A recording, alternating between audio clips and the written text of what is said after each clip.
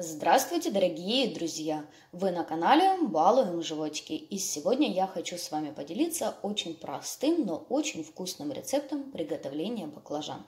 Сегодня будем готовить закуску из баклажан. Для приготовления нам понадобятся самые простые продукты. Это 3 баклажана. Я беру баклажаны небольшие, вот такого вот среднего размера. На такое количество беру 2 моркови, 2 луковицы среднего размера, 2 зубчика чеснока, небольшое количество сахара, небольшое количество черного молотого перца, соль, растительное масло для жарки, мука и грамм 50 томатной пасты. Так как баклажаны у нас имеют свойство горчить, первым делом мы их подготовим. Нарезаем баклажаны колечками. Теперь нам необходимо нарезанные баклажаны хорошенько посолить. Соль поможет нам убрать горечь из баклажан. Солим и хорошенько вот так вот перемешиваем руками. Теперь подсоленные баклажаны оставляем на 15-20 минут, а пока будем готовить зажарку. Зажарку готовлю самым простым способом. Так как мы делаем на суп и другие блюда, мелко нарезаю лук.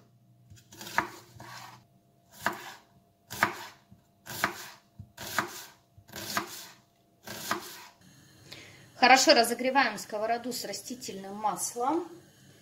И теперь отправляем сюда обжариваться нарезанный лук.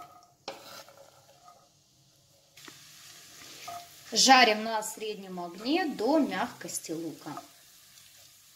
Пока обжаривается лук, натру морковь. Морковь можно натереть как на мелкой терке, так и на крупной. Я буду натирать на крупной терке. Когда лук немного подзолотился и стал мягким, отправляем обжариваться натертую морковь. Перемешиваем.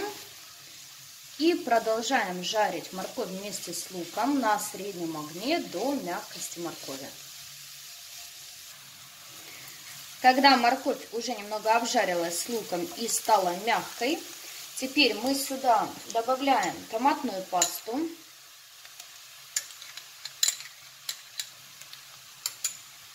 И сахар. Сахар необходим для того, чтобы погасить кислоту томатной пасты.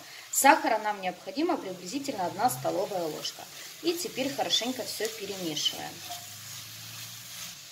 Оставляем зажарку обжариться вместе с томатной пастой еще пару минут.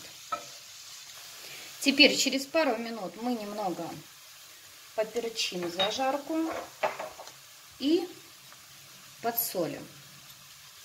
Теперь я добавляю приблизительно 70 мл воды сюда. Хорошенько перемешиваю и оставляю зажарку немного протушиться.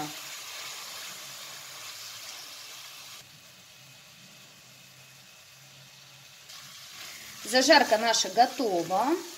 Она уже мягкая, хорошенько протушилась. Тушила я ее приблизительно 5 минут на среднем огне. И теперь в самом конце приготовления я добавляю сюда чесночок. Чеснок тру на мелкой терке, можно выдавить на чеснокодавке. Перемешиваем зажарку вместе с чесноком и сразу же отключаем огонь. Пока мы готовили нашу зажарку, наши баклажаны хорошенько просолились. И теперь приступаем их обжаривать. Если вы слишком солили баклажаны, то я рекомендую их обмыть небольшим количеством воды. И затем только приступать. Я слишком их не солила, поэтому буду жарить их сразу. Каждый кусочек я беру вот так вот, обваливаю в муке. И отправляю обжариваться на хорошо разогретую сковороду с растительным маслом. Так поступаю с каждым кусочком.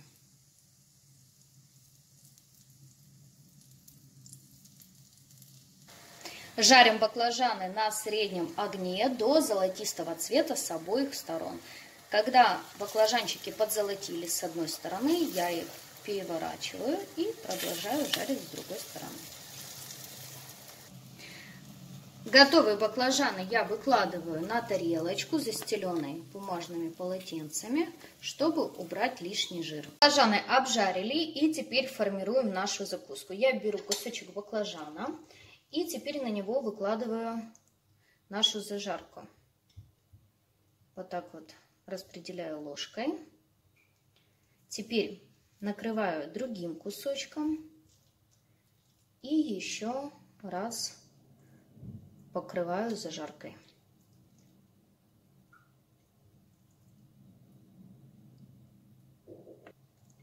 Вот таким вот образом я готовлю каждую закусочку.